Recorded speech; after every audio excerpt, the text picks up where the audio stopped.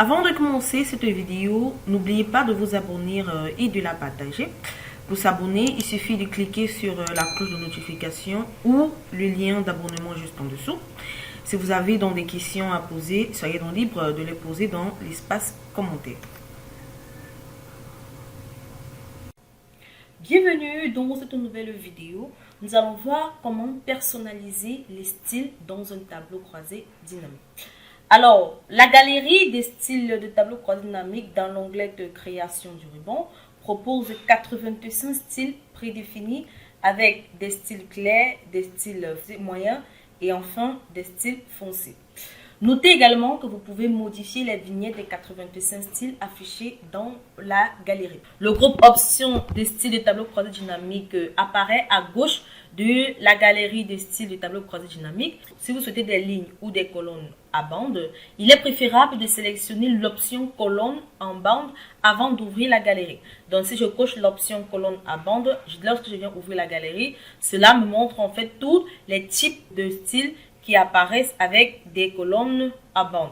C'est de même avec les lignes en bande. Si je veux également les lignes en bande, je dois cocher la case ligne en bande avant d'ouvrir mon tableau croisé dynamique et cela me proposera toutes les lignes et les colonnes en bande. Alors, certains des 85 thèmes ne prennent pas en charge les colonnes en bande ou encore les lignes en bande. Avant de sélectionner la case à cocher colonne à bande ou ligne à bande, avant d'ouvrir la galerie, vous pouvez donc voir quel style porte les colonnes en bande ou encore les lignes en bande. Si la case à cocher colonne en bande ou ligne en bande est sélectionnée et que la vignette de la galerie n'affiche pas l'effet, vous savez éviter tout simplement ce style-là. Alors, on va de suite voir comment personnaliser un style, c'est-à-dire créer notre propre style. Donc, c'est possible dans les tableaux croisés dynamiques. Pour créer votre propre style, vous devez tout simplement cliquer sur le menu déroulant des styles du tableau croisé dynamique. Ensuite, vous cliquez sur Nouveau style de tableau croisé dynamique. Alors, dans Nouveau style de tableau croisé dynamique, vous avez tout simplement le nom qui apparaît. On peut tout simplement entrer un nom par défaut, mon style. Voilà, je vais entrer un nom avec mon style. Voilà. Lorsque vous entrez le nom du style que vous souhaitez, vous pouvez donc apporter toutes les modifications dont vous souhaitez. Dans le nom étant entré, je peux donc sélectionner les éléments du tableau. Ici, je sélectionne d'abord le tableau entier. Donc, lorsque je sélectionne le tableau entier, si je veux modifier tout simplement la police, la bordure ou encore le remplissage, je clique donc sur le format et cela me renvoie au remplissage. Donc, je peux tout simplement, je ne veux pas de remplissage pour le tableau entier, mais au niveau des bordures, je peux par exemple afficher une bordure de couleur orange, on va entrer comme ça, avec la bordure ici sera au milieu. Donc, les bordures de milieu doivent être de couleur orange. Et la police, je peux tout simplement laisser la police telle qu'il est et je clique sur OK. Là, c'est le tableau entier. Comme vous pouvez déjà le constater, on a un aperçu. Ensuite, je peux tout simplement cliquer sur première rangée de lignes. J'ai la possibilité, vous pouvez soit étiquette de filtre de rapport, valeur des filtres de rapport. Ici, je clique sur la première rangée de colonnes. Lorsque je clique sur la première rangée de colonnes, cela active tout simplement la taille de la rélue ou je peux tout simplement augmenter la taille de la rélue. Voilà, je préfère le laisser à 1 ici. Ensuite, je vais dans format. Alors, dans format, je peux donc cliquer sur la police. La police qui m'intéresse, je vais laisser le noir. Ensuite, la bordure, je peux donc cliquer sur une bordure. La bordure ici, je choisis toujours l'orange pour ne pas m'embrouiller. Voilà, j'espère que c'est celle-ci. Non, elle est trop foncée. Je crois que c'est celle-ci que j'ai choisie tout à l'heure. Donc voilà, maintenant ici au niveau de la bordure, je peux faire entrer les bordures de gauche et les bordures de droite uniquement pour les premières rangées de lignes. Je clique ensuite sur le remplissage. Je vais entrer aucun remplissage. Pourquoi pas entrer un remplissage? Si on veut entrer un remplissage, on peut entrer toujours celui-ci. Voilà. Et on clique sur OK.